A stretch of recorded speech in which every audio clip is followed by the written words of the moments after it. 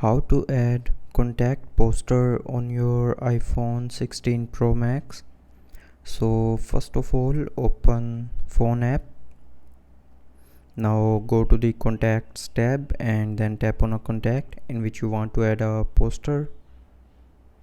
Now here tap on this edit option on the top right corner.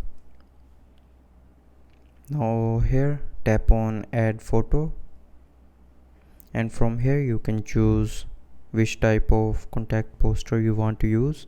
You can use a monogram, you can use a emoji poster, or you can take a picture from your gallery, and you can also take a picture with your camera. So choose any one option from these four options.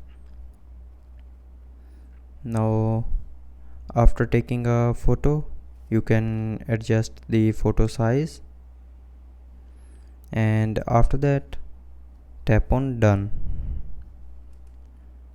and here it will show you the preview poster of your contact incoming call. Now tap on continue to save.